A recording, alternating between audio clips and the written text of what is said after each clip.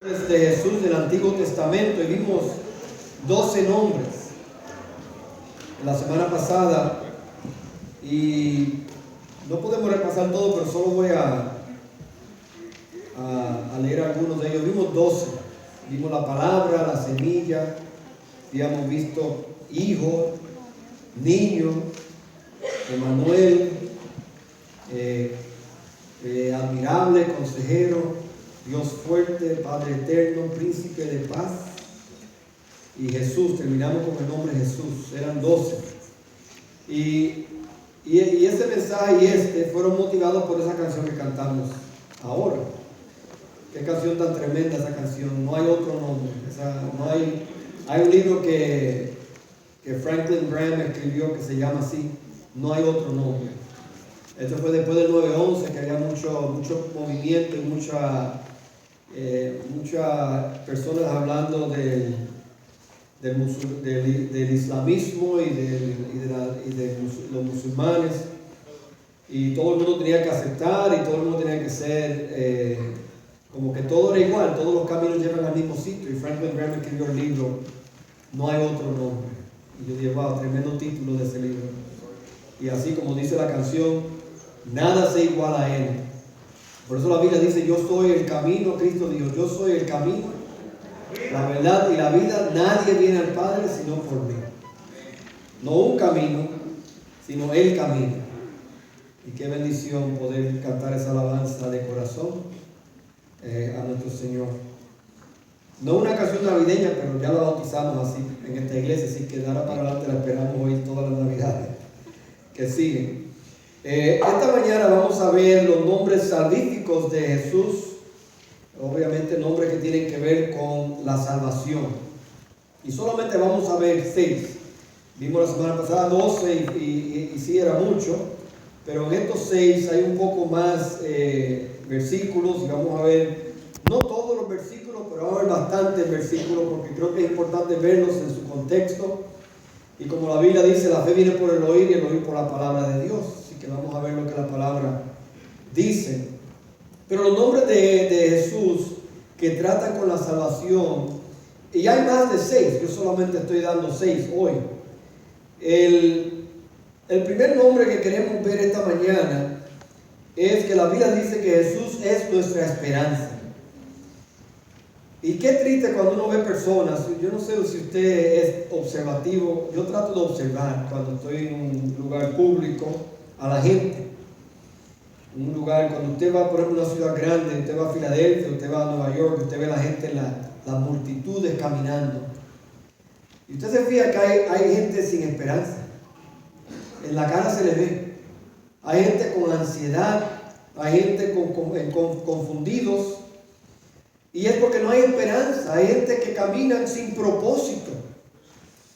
Y esa es la realidad de todo en la vida, que si no hay propósito, obviamente no hay esperanza. Y si no hay esperanza, ¿para qué? ¿Por qué usted cree que los niveles de suicidio están subiendo? Porque la gente no tiene esperanza ni propósito en su vida. Y la única persona que da esperanza es Cristo. La única persona que da propósito es Cristo. Porque no solamente Él da propósito en esta vida, pero en la venidera también. Ayer estábamos con el hermano Carlos y Carmen, y aunque Él no está, Él está ahí físicamente, pero en realidad Él está ido. Pero sabe que antes de esa condición que le dio a Él había aceptado a Cristo. El año anterior, apenas un año, aceptó a Cristo como su Salvador. Nosotros algunos fuimos, nos bautizamos, a él y a Carmen. Y hermano, qué bendición poder ver que a pesar de que él está en esa condición, podemos saber con propósito y con esperanza que él pronto va a tener un cuerpo nuevo y una mente nueva. Y hermano, qué bendición que nosotros como cristianos podemos tener esa esperanza en nuestras vidas. La Biblia dice así: Pablo, apóstol de Jesucristo por mandato de Dios nuestro Salvador, y del Señor Jesucristo nuestra esperanza. Miren cómo lo dice en Colosenses Pablo: a quienes Dios quiso dar a conocer las riquezas de la gloria de este misterio entre gentiles, nosotros, que es Cristo en vosotros, la esperanza de gloria. Entonces lo primero que vemos es que Cristo es nuestra esperanza. Nuestra esperanza no es en una iglesia o en una religión o en una denominación, como dijimos la semana pasada. Nuestra esperanza es en una persona, y esa persona es Cristo. Sin Cristo usted no tiene esperanza. Usted puede tener buenos planes para su futuro, y quizás usted tiene un plan para lo que va a hacer esta noche o mañana o esta semana, pero en realidad eso no es esperanza, porque usted tiene que seguir haciendo planes. ¿Qué vamos a hacer mañana? ¿Qué vamos a hacer mañana? ¿Qué vamos a hacer pasado mañana? ¿Qué vamos a hacer? Y usted tiene que seguir, pero cuando uno conoce a Cristo, ya la esperanza es esperanza con letra mayúscula, E mayúscula, es la esperanza para toda la vida. Cristo es nuestra esperanza. Y si usted no tiene a Cristo esta mañana, Cristo es la única esperanza. Si no te ha estado buscando propósito en alcohol o en drogas, o buscando propósito en entretenimiento, o en mujeres, o en hombres, o buscando propósito en actividades, porque hoy estamos más ocupados que nunca. Y usted está buscando satisfacer ese vacío que usted tiene en todas estas cosas, y nunca usted va a poder satisfacer eso hasta que usted conozca a Cristo, nuestra esperanza. Él es el único que le va a dar propósito a usted para el resto de su vida. Entonces Él es nuestra esperanza. Segundo, una de las palabras que encontramos en la Biblia es redención. Él es nuestro redentor. Él es la persona que la palabra redentor o redención significa comprar. La palabra se usaba en los tiempos bíblicos cuando en el mercado vendían esclavos. En los tiempos de la Biblia pues se vendían estos esclavos y lo llevaban a la marqueta, y ahí hacían como un tipo de subasta, como usted haría cuando usted va a comprar un carro en una subasta, algo así. Ponían hombres y mujeres y familias para vender. Y la idea de redención es que alguien llegaba, compraba ese individuo o esa familia y lo soltaba. No lo compraba para él, para ser esclavo de él. Él lo compraba para darle libertad.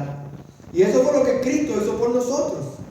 Nosotros éramos, nuestro dueño, nuestro amo era Satanás. Y nos tenía en sus garras, un amo que nos maltrataba, que nos abusaba, que hacía lo que él quería con nosotros. Y ese era nuestro amo. Pero Cristo vino a la marqueta y dijo: yo lo compro. Y pagó el precio, que era derramando su sangre, dice la Biblia.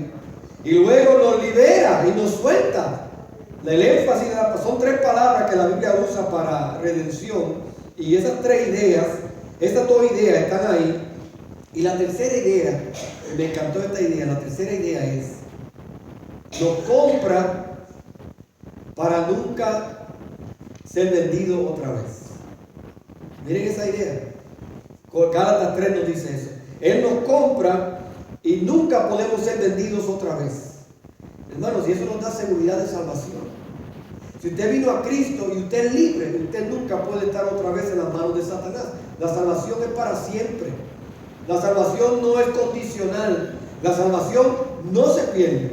La salvación es hoy y siempre.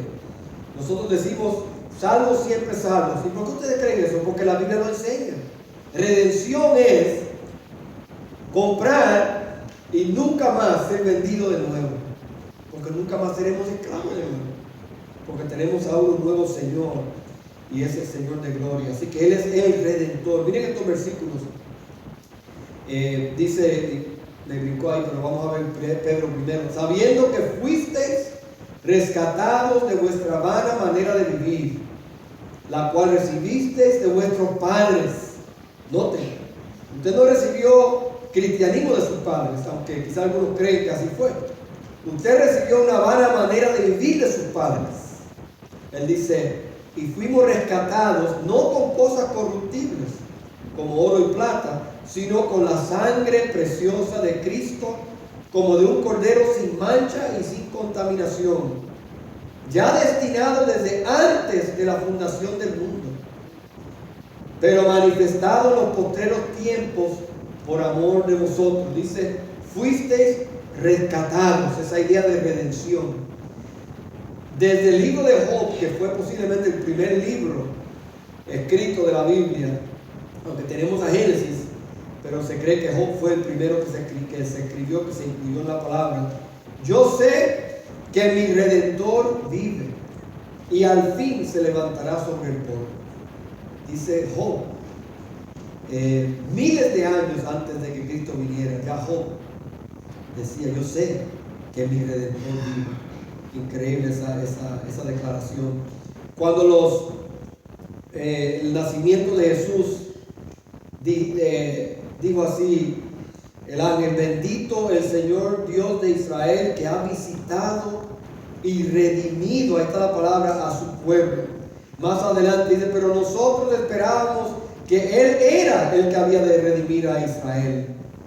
Y ahora, además de todo esto, hoy es ya el tercer día. Esto fue al final del libro, cuando Jesús resucita y está caminando hacia Emaús.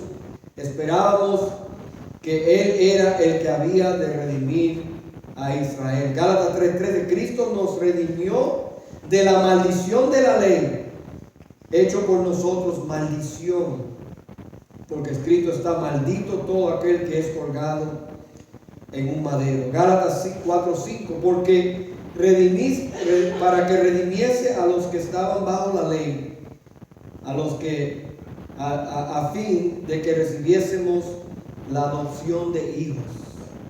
Hermanos, el Señor nos redimió a nosotros, el Señor nos rescató a nosotros. Tito 2:14 dice, quien se dio a sí mismo por nosotros. ¿Para qué? Para redimirnos de toda iniquidad y purificación, para sí un pueblo propio, celoso de buenas obras. Seguimos. Apocalipsis, en el cielo, esto toma lugar en el cielo, dice, y cantaban un cántico nuevo diciendo, digno eres de tomar el libro y de abrir sus sellos, porque tú fuiste inmolado y con tu sangre nos has redimido para Dios de todo linaje, de toda lengua, de todo pueblo y de toda nación. Eso incluye nuestros países, ahí está incluido nosotros, es de todo lugar. Salmo nos recuerda también, dice, sean gratos los dichos de mi boca y la meditación de mi corazón delante de ti, oh Jehová, roca mía y redentor mío. También aparece ahí, ya lo habíamos leído, así que vamos a seguir. El próximo término, el próximo nombre es Salvador. Uno de los nombres que más vemos en el Nuevo Testamento, ¿verdad? Cristo el Salvador. Él es el Salvador del mundo desde que nació. Dice la Biblia, os ha nacido hoy en la ciudad de David un Salvador, que es Cristo el Señor. Note que no dice que os ha nacido otro Salvador. Dice un Salvador, el único Salvador, Cristo el Señor.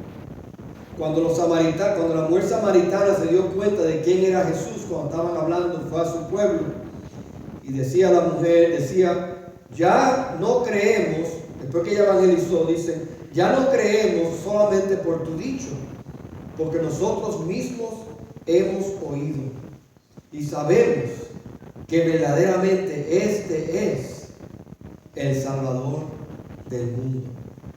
En los evangelios lo vemos así varias veces. A este predicó Pablo y predicó Pedro. A este Dios ha exaltado con su diestra por príncipe y salvador, para dar a Israel arrepentimiento y perdón de pecados.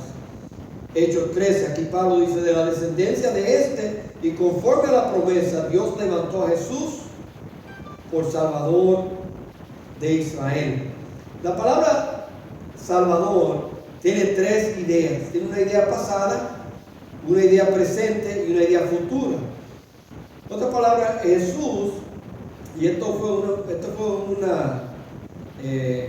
un mensaje que yo había leído años atrás, pero nunca se me olvidó porque empieza con la misma letra. En el pasado, Jesús nos salva de la pena y de la culpa del pecado. En otras palabras, Él nos salva de la penalidad del pecado. Cuando usted viene a Cristo, no solamente Él le perdona sus pecados, pero si usted recibe el perdón de Dios, Él también le remueve la culpa de sus pecados. Usted sabe que hay mucha gente viviendo hoy con mucha culpa. Ya llevan cargando como una mochila de culpa, y donde quiera que van se sienten culpables, se sienten mal, usualmente por su pasado. Cuando uno viene a Cristo, Él corta la mochila y ya no hay mochila, ya no hay culpa, y andamos en libertad porque ya Él pagó la penalidad del pecado de nosotros. Pero también hay otro tiempo en esto del Salvador, es en el presente. Él nos salva del dominio del pecado. Él nos libera del poder del pecado. Esa es la palabra. En el pasado, la penalidad. En el presente, el poder. Usted sabe, hermano, que como cristiano, usted tiene el poder de decirle que no al pecado. No siempre lo hacemos, tristemente. Pero tenemos el poder para hacerlo. Usted ve, las personas que no conocen a Cristo, ellos no. Ellos no tienen el poder para hacerlo. Ellos van de mal en peor, de mal en peor, de mal en peor. Tratan de resolver un problema con otro problema y complican el problema. Están atrasados en la renta un mes y se endrogan y ahora están atrasados 2 meses. Es peor. Entonces el pecador solo sabe pecar, pero el cristiano que tiene el Espíritu de Dios y el poder de Dios puede decirle no al pecado. Puede vencer al pecado. Entonces, en Salvador hay 3 tiempos. En el pasado, Él nos quita la penalidad del pecado, ya no tenemos penalidad. En el presente, Él nos quita o nos protege del poder del pecado. Y en el futuro, Él nos va a librar de la presencia del pecado. Un día, cuando usted llega a la gloria, no hay pecado en el cielo. Dice que el pecado no puede entrar allí. Por lo tanto, esta idea de salvación, de Salvador, tiene 3 tiempos.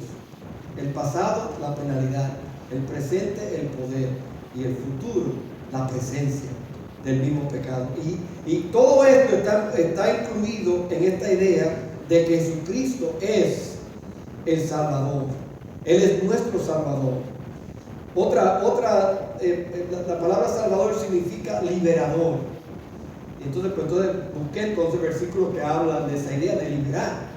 Miren este. Y luego todo Israel será salvo, como está escrito: vendrá de Sión el libertador, que apartará de Jacob la impiedad. 2 Corintios 1:10, el cual nos libró y nos libra, en quien esperamos que aún nos librará. Ven ahí los tres tiempos. El cual nos libró, pasado. El cual nos libra, presente. Y el cual esperamos que nos va a librar, futuro. Este versículo tiene los 3 tiempos que mencioné. De tan gran muerte nos va a librar.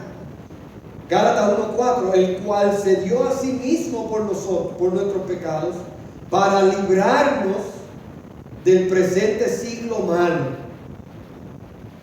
Esto se escribió hace más de 1950 años atrás. Y ya le estaban llamando el siglo malo.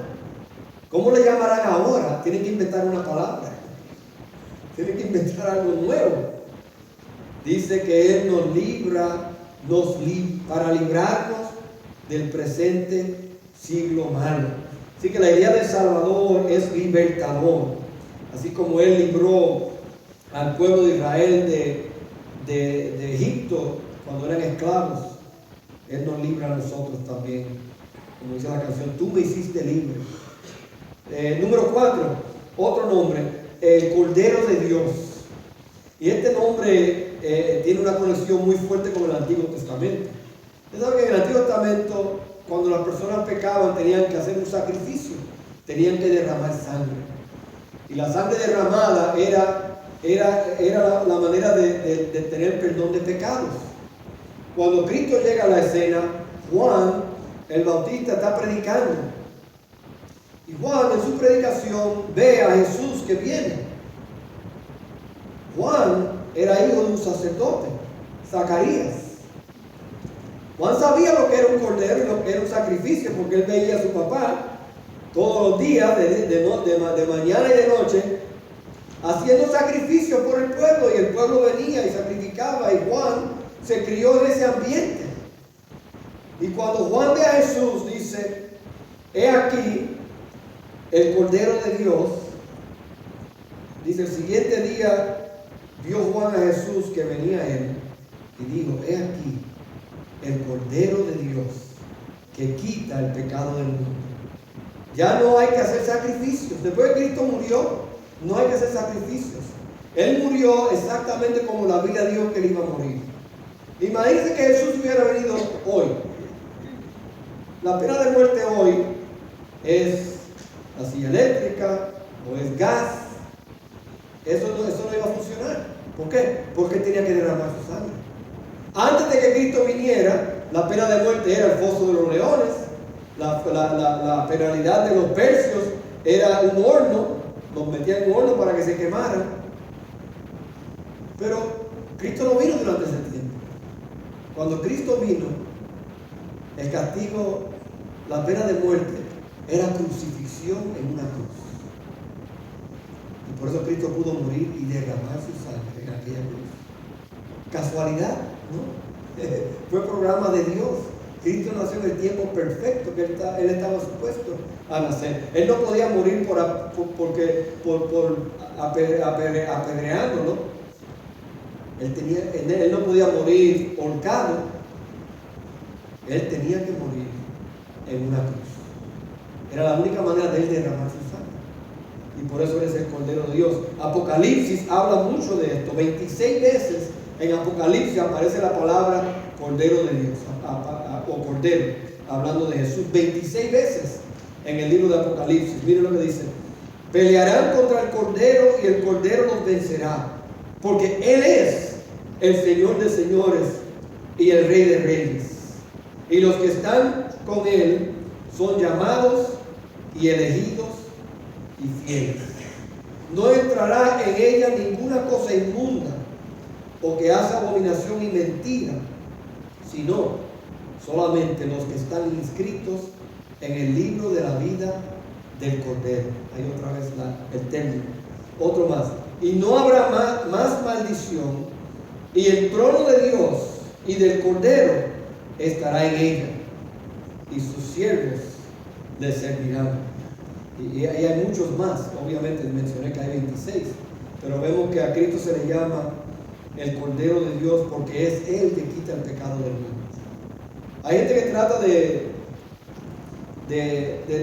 tratar con su pecado por negación, bueno, yo no lo hice, o por comparación. No, pero mira fulano, ellos son más malos que yo. Entonces a veces negamos que lo hicimos, a veces nos comparamos con otros. Y qué casualidad que siempre nos comparamos con gente peor que nosotros. Nunca nos comparamos con gente mejor que nosotros. Qué conveniente. Pero la idea es que a veces la gente trata con su pecado por obras. Hay gente que cree, que no es bíblico, creen que Dios va a tomar nuestras buenas obras, nuestras malas obras, y las va a poner en una pesa, a ver cuál hay, si hay más buenas que malas. Así no se trata con el pecado tampoco. Como único que usted puede tratar con su pecado es viniendo a los pies de Cristo. Porque es imposible que usted va a hacer más buenas obras que malas obras. Usted cree que sí, pero solamente piense un momentito. Si usted piensa en un momentito nada más, si usted peca 3 veces al día, que eso es casi un año, ¿verdad? Usted peca 3 veces al día. Algunos de ustedes pecaron 3 veces antes de llegar a la iglesia esta mañana. Ok, pregúntele a su esposa o a su esposo, le preguntamos. Ustedes pecaron 3 veces antes de llegar aquí, y es domingo. ¿Qué pasa? Si usted peca 3 veces al día, en un año son 1000 pecados. En 30 años son 30,000 pecados. En 60 años son 60,000 pecados. Solamente si usted peca 3 veces al día. Imagínense. Yo me monto en el carro y pego 3 veces antes de bajarme del carro. Porque hay gente que no sabe guiar. Eso se llama negación. Mis hijos me lo dicen, me lo recuerdan. Yo digo, pero es que esa señora o ese señor, porque yo siempre digo señora, ella dice, papi, ¿por qué siempre es una señora? Y los hombres decimos, porque casi siempre es una señora. No, hay señores también. El punto es que a veces tratamos con el pecado como sabemos tratar con el pecado. O lo negamos, o nos comparamos con otra persona, o tratamos de hacer más cosas buenas que malas. No, como único usted puede tratar con su pecado es recibiendo el regalo de Dios que quita todo el pecado del mundo. Él perdona todos nuestros pecados y nos sigue perdonando. Bueno, hermanos, otro versículo. Y adoraron todos los moradores de la tierra cuyos nombres no estaban escritos en el libro de la vida, que fue inmolado desde el principio del mundo. Dice la Biblia que toda lengua confesará y toda rodilla se doblará a Jesús. Sabiendo que fuisteis rescatados, que ya leímos este versículo, de vuestra vana manera de vivir, la cual recibisteis de vuestros padres, no con cosas corruptibles como el oro y la plata, sino con la sangre preciosa de Cristo, y ahí está la frase, como un cordero sin mancha y sin contaminación. Y 1 Corintios 5:7, limpiaos pues de la vieja levadura para que seáis nueva masa, la levadura como sois, porque nuestra Pascua, Cristo, el cordero de la Pascua, porque nuestra Pascua es Cristo, que ya fue sacrificada por nosotros. Entonces, hermanos, vemos que Él es el Cordero de Dios que quita el pecado del mundo.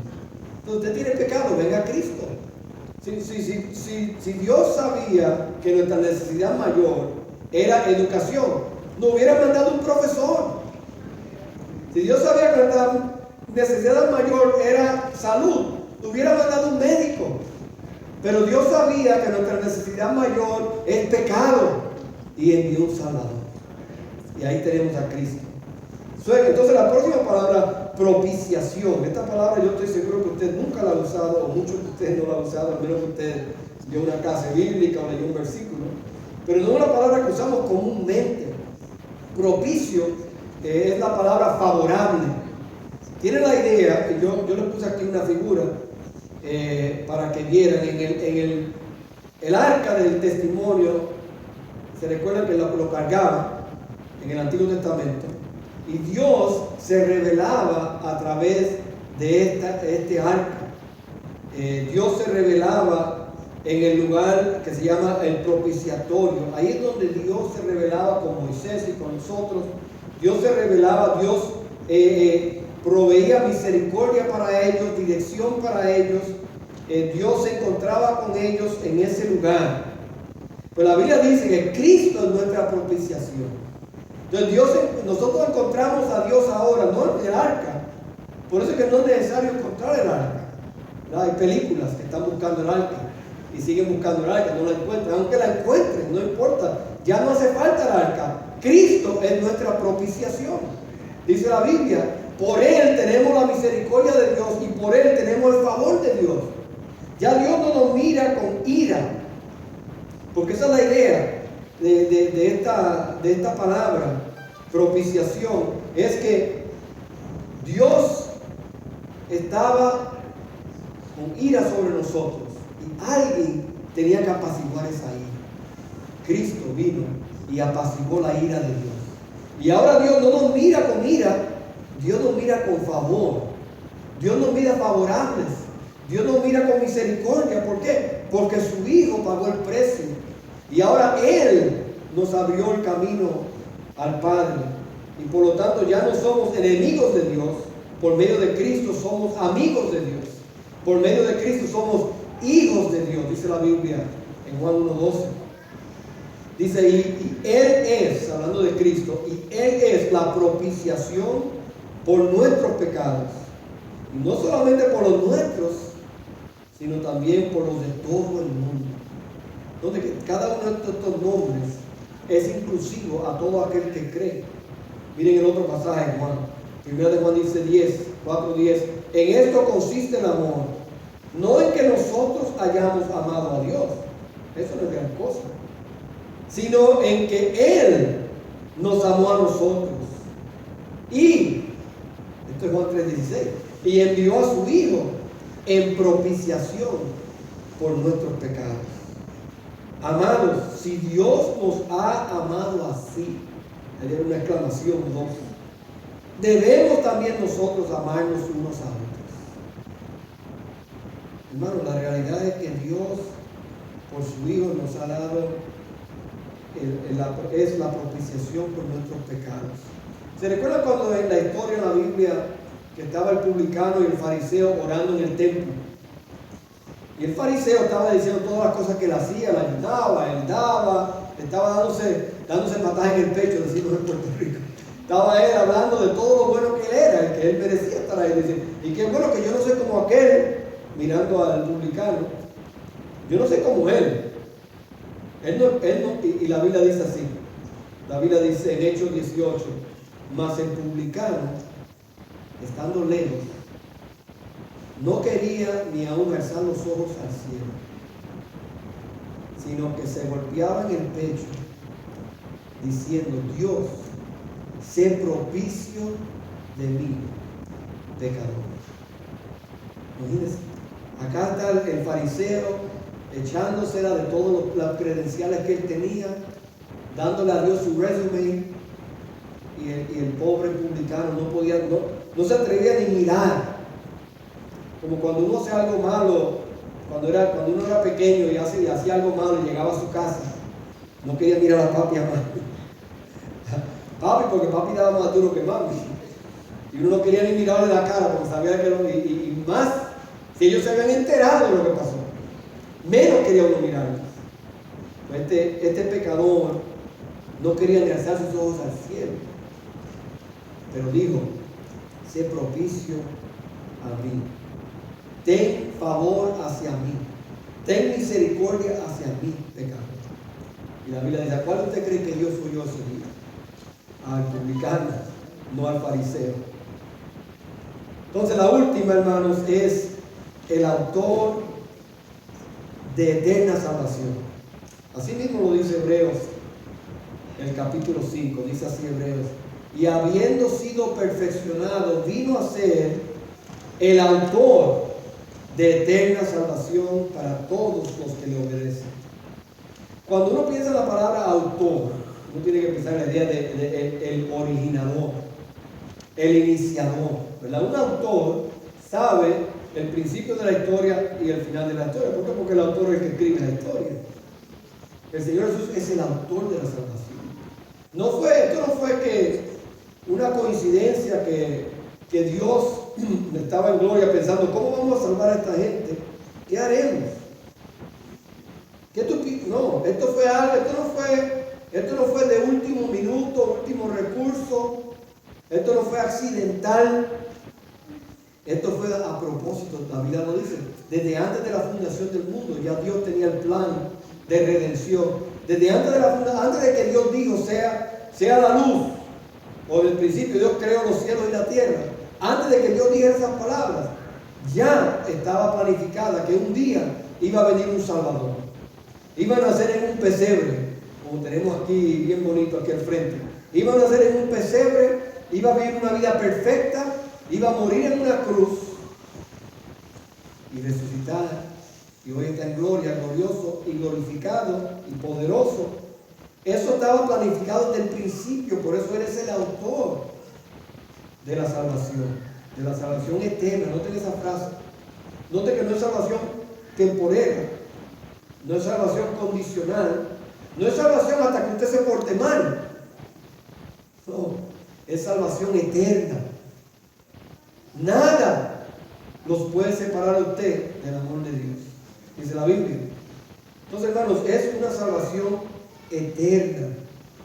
Noten el versículo que le sigue en Hebreos, porque convenía a aquel por cuya causa son todas las cosas, y por quien todas las cosas subsisten, que habiendo de llevar muchos hijos a la gloria, dice, perfeccionarse por aflicciones al autor de la salvación de ellos. Noten el otro versículo, Hebreos 12. Puesto los ojos en Jesús, el autor y el consumador de la fe, el cual por el gozo puesto delante de él, que mi mente no capta cómo es un gozo ir a la cruz. Para ninguno de nosotros sería un gozo ir a la cruz. Dice, pero por el gozo puesto delante de él, sufrió la cruz, menospreciando lo propio, y se sentó a la diestra del trono de Dios. Hermanos, Él es el autor de la salvación. Cuando Simeón, se recuerdan en la historia de la Navidad, en Lucas, que llega, dice la Biblia, había un hombre justo llamado Simeón, posiblemente un sacerdote en el templo, que había recibido por revelación especial que él no iba a morir hasta que viera al Mesías. Y cuando ve al Mesías, básicamente dice, ya yo me puedo morir. ¿Por qué? Porque han visto mis ojos tu salvación. Cuando vio al niño. Más adelante, Juan cita, en Lucas dice, y verá toda carne la salvación de Dios. Todos esos versículos están escritos en sus notas para que usted los busque después si desea. Pero hermanos, el Señor es vida eterna, dice la Biblia. Él no es nada más da vida eterna, Él es vida eterna. Él es vida. Yo soy el camino, la verdad y la vida. Él es vida eterna. Entonces esta mañana queremos solamente repasar estos 6. Jesús es nuestra esperanza. Jesús es nuestro Redentor, nuestro Salvador. Él es el Cordero de Dios. Él es la propiciación por nuestros pecados. Él es el autor de una eterna salvación. Hermanos, en esta Navidad tenemos que pensar en nuestra salvación. Si usted no conoce a Cristo, usted también tiene que pensar en esta salvación. ¿Por qué? Porque la Biblia dice lo siguiente en Hebreos capítulo 2. ¿Cómo escaparemos nosotros si descuidamos una salvación tan grande? La cual, habiendo sido anunciada primeramente por el Señor, nos fue confirmada por los que oyeron. Bueno, dice, ¿cómo escaparemos si descuidamos tan grande salvación? Esto no es poca cosa lo que el Señor hizo por nosotros. No fue que usted estaba perdido y Él le dio una brújula. Él lo llevó a su destino. Él lo llevó al lugar. Dice la Biblia que nosotros, aunque estamos viviendo en la tierra, somos ciudadanos del reino de Dios. Una salvación completa. No le falta nada. Dice la Biblia que nosotros, ¿cómo escaparemos? La pregunta, una buena pregunta hacerlo. Si usted no conoce a Cristo, usted ha oído el mensaje de salvación hoy. Usted no tiene excusa hoy.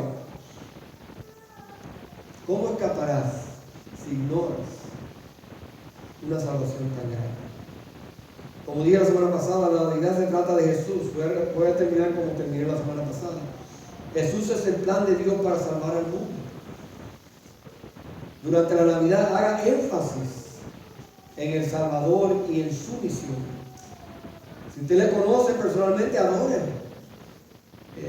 Adórele cada oportunidad que usted tenga. A solas, en familia, con su esposa o esposo. Adórele. Pero también si usted quiere conocerle, solo pregúntele a quien le trajo o a uno de nosotros. Nos encantaría que usted esta Navidad no solamente celebre el nacimiento de Jesús, pero celebre su nacimiento en la fe. Nacer otra vez a través de Cristo Jesús. Oremos. Padre, te damos gracias por tu palabra esta mañana y gracias por estos nombres de aquel que su nombre es sobre todo nombre, de aquel cuyo nombre es vida y es poder, aquel a cuyo nombre tiembla el enemigo y sus agentes, aquel cuyo nombre es poderoso para salvar. Señor, la mayoría aquí hemos recibido ese regalo de Dios y te damos gloria porque nuestro nombre está escrito en el libro de la vida, no por nuestros méritos, sino porque tú nos salvaste. Pero posiblemente hay personas aquí esta mañana que no conocen el regalo de Dios, que no han recibido el regalo de Dios. Y todavía para ellos la Navidad es un acto intelectual, es un día de fiesta como cualquier otro. No es personal porque no han conocido al Mesías de Dios. No han conocido al Cristo que dio su vida en aquella cruz por ellos. Y Padre, yo pido que esta mañana tú traigas a aquellas personas a ti. Sabemos que tu palabra nos dice claramente que tú atraes las personas a ti mismo. Y si hay personas aquí, Padre, que tú has traído a ti mismo, pedimos que hoy ellos puedan recibir el regalo de Dios. Señor, ayúdanos a ser sal y luz en este mundo. Hay mucha gente perdida a nuestro alrededor, quizás familiares, amigos, vecinos. Ayúdanos a ser misioneros para ellos. Danos palabra, danos valor para compartir el mensaje de la Navidad, que es un mensaje de salvación, de redención en Cristo Jesús. Señor, siga obrando en nosotros. Lo pedimos en el nombre de Cristo. Amén. Amén, hermano. Dios le bendiga. Si usted está aquí hoy y no conoce el plan de Dios, le invitamos. Hable con uno de nosotros. Nos encantaría enseñarle el camino hacia la salvación. Dios le bendiga.